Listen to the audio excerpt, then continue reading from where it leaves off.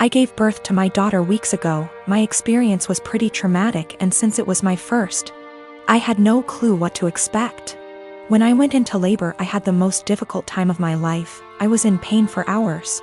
My mom was with me, but she had to go, and my husband was with me the entire time.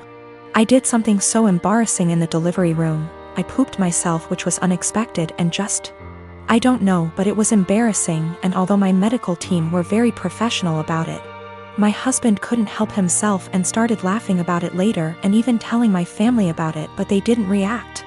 Just didn't find it funny, and neither did I. In fact, I found it embarrassing, and I already told him to stop bringing it up, especially when he started joking about getting me diapers for my opsies. It got really tiring and chipped away from my self-esteem and confidence. We were with his parents celebrating New Year's Eve together when I excused myself to the bathroom. While I was getting up, he made a quick remark and said, "Oh, yeah, you should go quickly because we don't want any accidents just like the one we had at the hospital. You know what I mean?" While blinking at me. His family actually laughed, and brother-in-law commented, "Good one." I was astonished and so angry and ashamed. I literally just lost it on him and yelled at the top of my lungs, calling him a cruel and insensitive jerk, to be using the difficult experience of birthing his child as a joking matter and humiliating me in front of everybody. He was shocked, staring back at me and not saying a word. All went silent, and I just stormed off to the bathroom till we left, and that was when he snapped, saying I messed up by talking to him like that in front of his family during dinner. I said I couldn't hold my tongue for that long, and after he kept joking about an embarrassing thing when I told him to stop. He said he was just joking, and I went overboard with my reaction, and also, I should have sucked it up and waited till we got home so we could address this privately, and I could even yell at him as long as I wanted. We argued about it after we got home, and he kept saying I humiliated him in front of his family during the celebratory evening by being petty and trying to one-up him. He even said I should have laughed along, not fly off the handle licks that.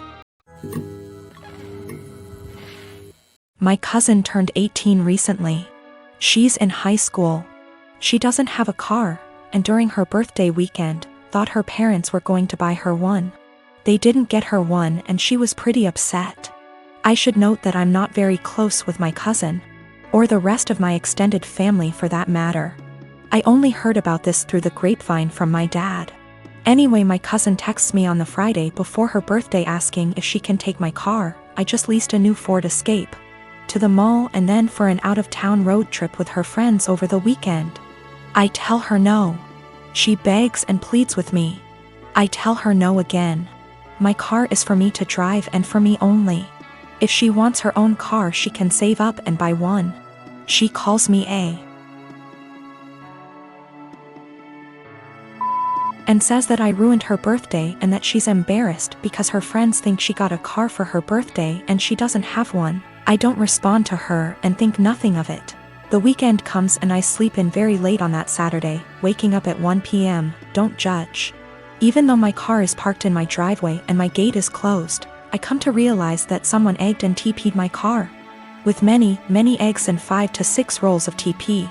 And since the weather was warm outside, the raw egg baked into my car, along with the dried up toilet paper, destroying the paint. Since I have security cameras around my house, I decide to go back and watch. At around 9:30ish that morning, I see my cousin and a bunch of her stupid friends vandalizing my car. I'm surprised she didn't smash the windows and poke holes in the tires too. I press charges and my cousin is in legal trouble.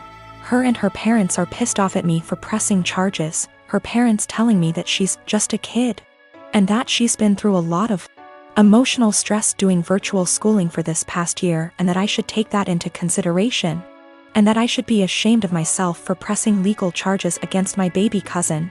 That I'm almost 30 and don't I remember what I was like at that age? I do remember, and I wasn't stupid enough to egg anyone's car. And can't she work something out with me, like doing chores around my house for money if I drop the charges, that she's young, that she doesn't need a felony on her record, etc., and that it was just a prank.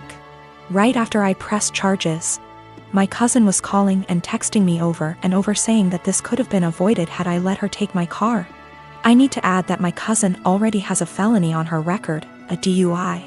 She's not remorseful of anything. Also, my aunt and uncle will not pay me for the damages. They just want me to drop the charges and pay for everything myself like nothing happened. My husband, 35 years old, does not have a car. He sold his old one to help pay for his brother's wedding. I did not agree on this, but he had this car before we got together, so it's a shared property. Besides that, I have my own car, so that did not affect me till my husband started complaining about having to commute to work and hangout places.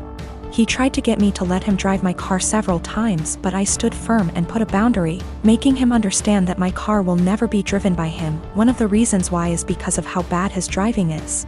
His brother lives out of town. My husband asked if he could drive my car to the wedding, but I refused, but not because I'm not invited. Another story for another day, because like I said, my car is off limits. He threw a fit, calling me unreasonable to let him take public transportation because he can barely stand it for 10 minutes, let alone hours. I said it wasn't my problem, which irritated him but made him stop arguing about it. The day that he was supposed to travel out of town, I woke at 10 a.m. and couldn't find my car key. I went outside and couldn't find my car either. I was beyond pissed. I called him, and like I expected, he took it and was on his way to the other town. I lost it and told him I gave him no permission to take it for a whole 5 days, and said that if he won't turn around with it and come home, then I'd call the cops and report it missing. His response was, "You wouldn't dare do it 'cause you know what would happen." I hung up on him, then immediately called the police and told them about my situation. I did not tell them my husband took it because they'd think it's a family dispute and decide to not get involved. I just reported it missing. 2 hours later, I got a call from my husband saying he was back in town and was being held at our local police station. I went to the station and talked to the cops. My husband made a scene there, swearing over and over that I gave him permission to take it, and said I was acting out of jealousy and spite because he was going to attend a wedding that I was not invited to. I took my car and went home, but he had to stay a little longer. He came home in the evening and went on a rage fit about how I created an awful situation and almost caused him to miss his brother's wedding. He called me vindictive, bitter, and a lunatic to call the police on him and try to accuse him of stealing my car. He had to leave the same day to be able to be there with his family and decided to extend his stay, and he still hasn't gotten back yet. Right now his mom and brother are blasting me for what happened and calling me spiteful. 8 years ago, my sister got pregnant. The father wasn't involved and my sister didn't want the baby. But she also couldn't bring herself to terminate or adopt out to strangers. She approached me and my now ex-husband and asked if we would be willing to adopt her child.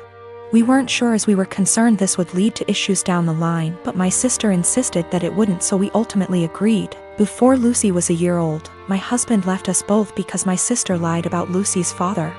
When Lucy was 4, I got together with my wife, and we married last year. My sister has said that seeing me and my wife with Lucy, who is now 7, confirms to her that she made the right decision. When I first adopted Lucy, my husband and I told my sister that we wanted multiple children, which she said she was fine with at the time, but now my wife and I are looking into our options and my sister objects. My sister has been staying with us since July because her boyfriend kicked her out. She keeps asking Lucy if she's sure she wants siblings. Lucy has said that she does, and telling us she's worried we won't be able to give Lucy what she needs. And then today happened. We had an online consultation with a fertility clinic to talk about sperm donation. We told my sister about it and asked her to keep an eye on Lucy while we talked. The Wi-Fi went randomly on and off 3 times during the session, booting us out of the call each time. The 3rd time, my wife went to check it and saw my sister holding the power cord and Lucy trying to plug it back in. Lucy saw my wife and said, "Auntie keeps turning the Wi-Fi off." Wife plugged it back in, but we could no longer get into the session, and we got an email from the doctor saying that if the Wi-Fi is going to be this bad, then maybe we should try a more local clinic, as we can't do online consultations. When we confronted my sister, she admitted that she wants Lucy to be an only child, so she has 100% of our undivided attention, and then said in a sarcastic tone, "Forgive me for only wanting what's best for my daughter." To which we responded that Lucy isn't her daughter. Things escalated until I said that my sister should go stay with our parents, and my wife drove her to their place. It's leaving a few hours ago. She's apologized and begged to come back, and my parents have also asked me to take her back. But I've refused. They've all called me an arsehole for kicking my own sister out after one argument, because now she's unable to get to work. No car and too far to walk, and she's back in her childhood room while at our place she had a studio to herself behind the house.